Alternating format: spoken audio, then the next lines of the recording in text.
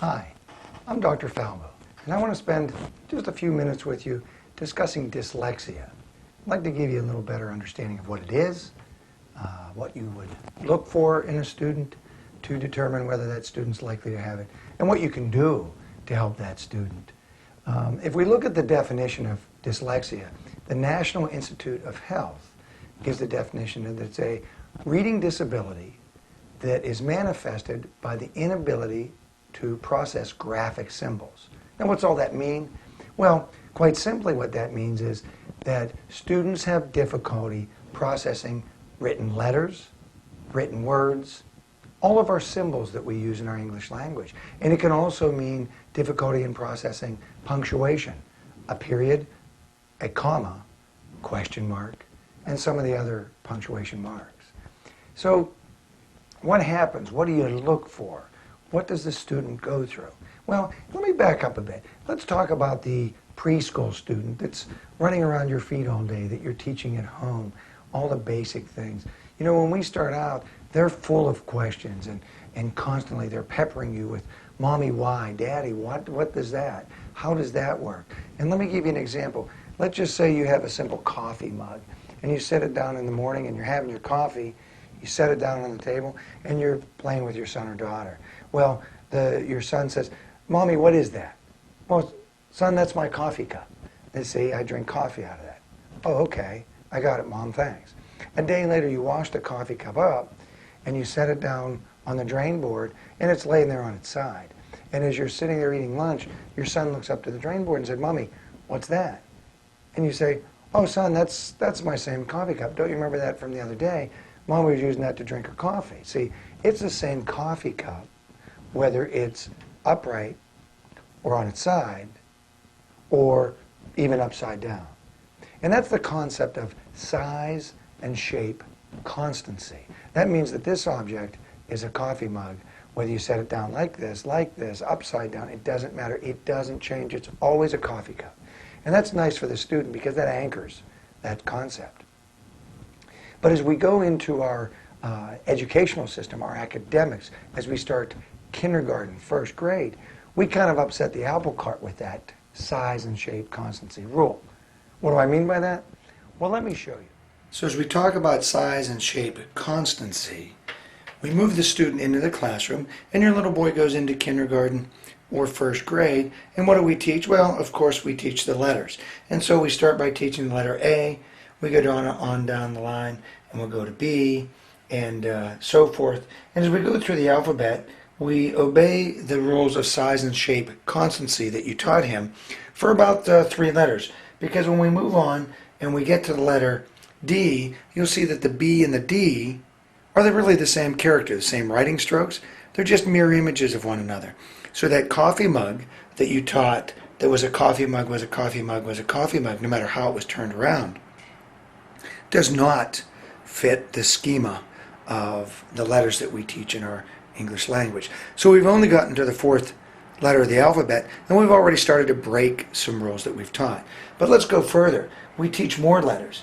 We teach E, F, G, but as we go down the line, we get to a few other letters like P. And P is actually the same character, again, just turned on its side. But let's go even further when we get to the letter Q. So we've already violated this rule 3 times, and we haven't gotten through the whole alphabet. But it gets more interesting.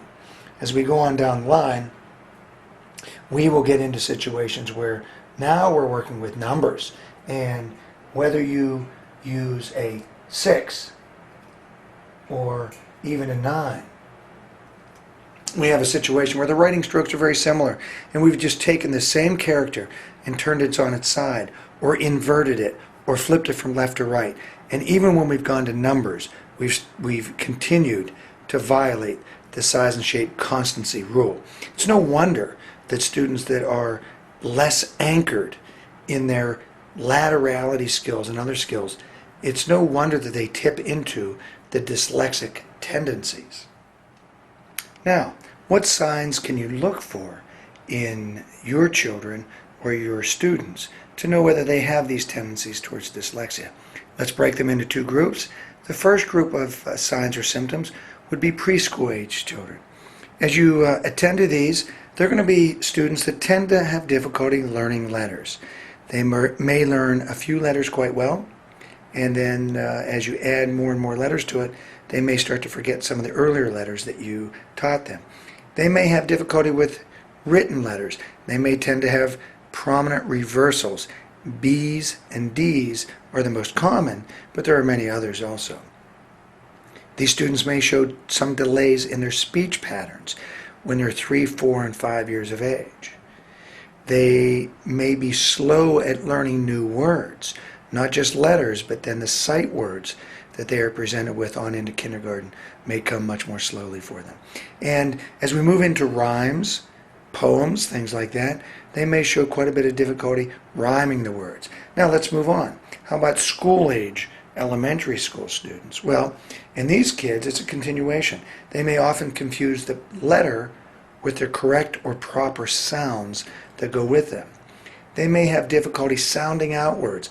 They may have a great deal of challenge just getting the proper first sound in a word. They will often mix up the sounds within the words, so they might get the proper sounds in the words, but out of order. And they may show difficulty separating syllables as they get older when they have to decode and work with longer words. So now the question becomes, you've detected a student that is affected with dyslexia. Where do you go? How can you help?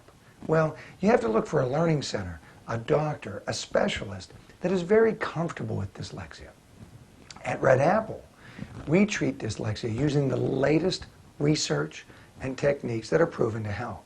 Some of the students need visual perceptual training. They need reinforcement of their left and rights. They need reinforcement of all these graphic symbols. Other students need phonemic awareness training. This is phonics-based training in a very intense setting that's enjoyable but intense. We use multi-sensory instruction.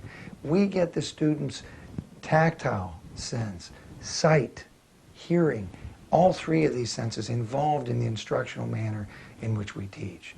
And gradually, over months, we can take these students and turn them around. It's a beautiful thing, but it takes work. It takes consistency. It takes the backing of the parent, of the teacher, and of the learning center. Now, there's no doubt you're going to have questions after listening to this video. I welcome your questions. Go directly to our website, type in into the contact form, and send your questions over to me. Give me a call. I might not be able to get right back to you, but now, there's no doubt with this information I've just given you that you're going to have further questions. I welcome your questions. Send them to me by contacting me through our website or call directly on the telephone, and I'll be sure to get back to you.